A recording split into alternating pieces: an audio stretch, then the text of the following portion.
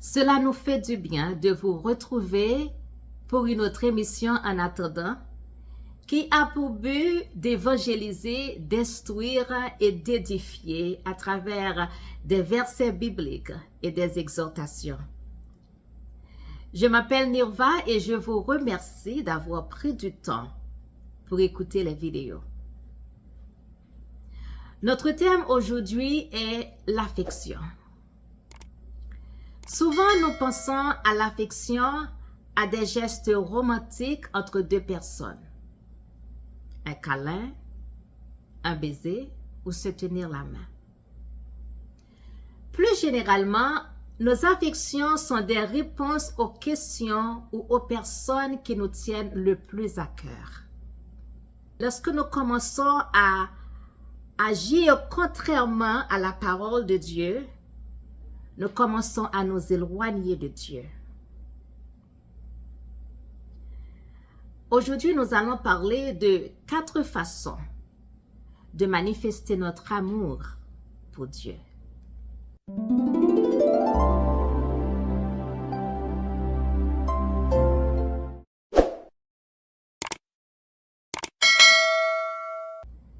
Numéro 1. Marchons dans toutes ses voies. Nous pouvons manifester notre amour pour Dieu en marchant dans toutes ses voies.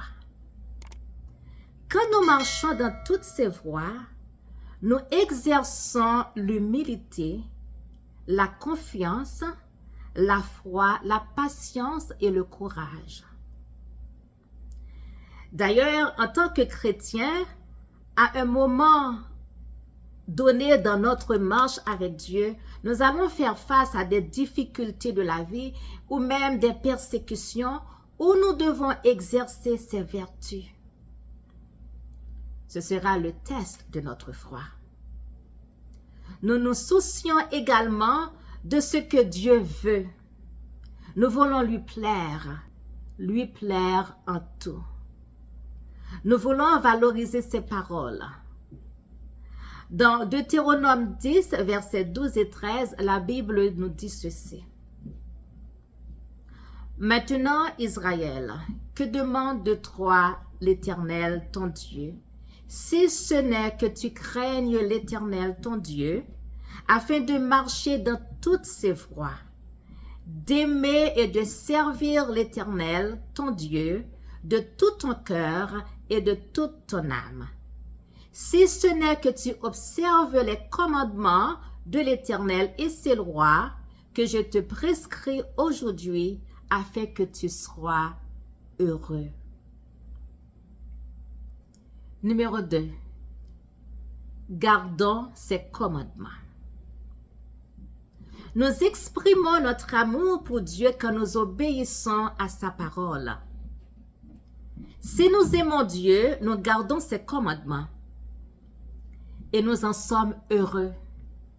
Car garder ses commandements signifie vivre dans la justice et le respect entre nous-mêmes, les autres et Dieu. Le péché n'est pas l'amour. Le péché crée une brèche entre les relations et nous sépare de nous-mêmes, des autres et de Dieu. Car le péché blesse toujours quelqu'un. Dans Jean 14, verset 15, nous lisons « Si vous m'aimez, gardez mes commandements. » Numéro 3. Attachons-nous à lui. Qu'est-ce que ça veut dire s'attacher à? Il s'agit de tenir bon et de ne pas lâcher prise. C'est embrasser quelque chose de tout notre cœur. Dieu veut que nous soyons collés et attachés à lui par-dessus tout dans la vie. Nous nous accrochons à beaucoup de choses au cours de notre vie et nous nous accrochons fermement aux choses pour la sécurité, l'amour, la peur et bien d'autres raisons. Nous permettons également aux choses de s'attacher à nos cœurs et de resserrer son emprise, nous écrasant la vie.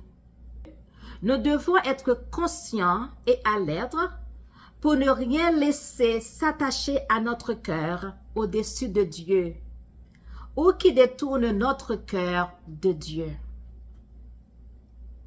Nous devons aussi nous accrocher à Dieu d'abord et nous tenir fermement à son cœur, à son amour, à sa miséricorde et à sa grâce.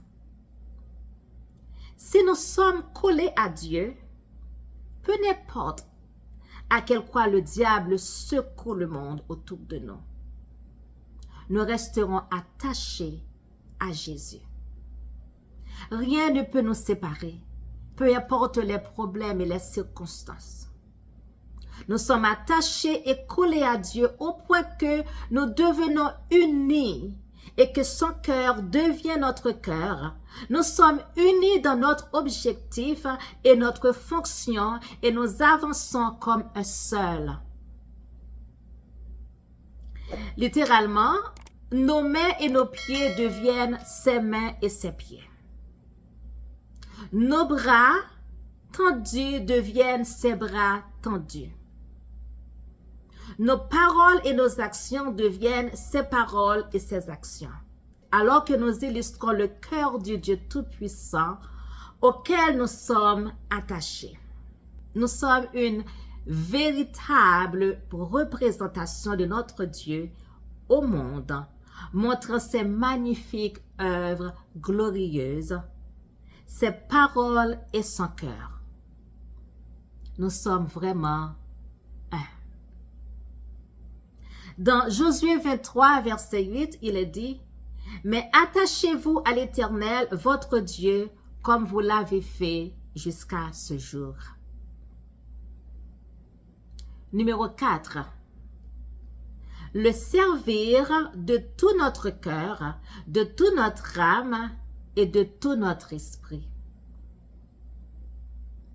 Aimer Dieu avec notre cœur signifie l'aimer avec notre vie. Aimer Dieu avec notre cœur en vivant une vie aimante, remplie de foi et motivée par un but. Cela nécessite de laisser Dieu montrer la voie. Cela signifie vivre chaque jour en étroite relation avec lui afin que nous puissions reconnaître notre appel.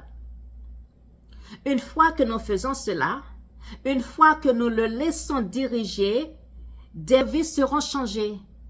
Nous connaîtrons la joie. Et partager la joie avec les autres, aimer Dieu de tout notre cœur, deviendra notre mission première. Il est difficile d'aimer quelqu'un dont on ne sait rien. Il est donc important de faire un effort pour apprendre à connaître Dieu. En passant du temps dans la prière, en lisant les Écritures, nous apprenons qui il est, ce qui l'intéresse et pourquoi il mérite tellement notre amour. Dieu a envoyé son Fils unique mourir pour nous. Il nous pardonne. Il connaît tous nos défauts et il nous aime toujours d'un amour éternel. Cette dimension de l'amour est particulièrement importante pour les moments où nous nous sentons sans enthousiasme, découragés, ou même lorsque les choses semblent sans espoir.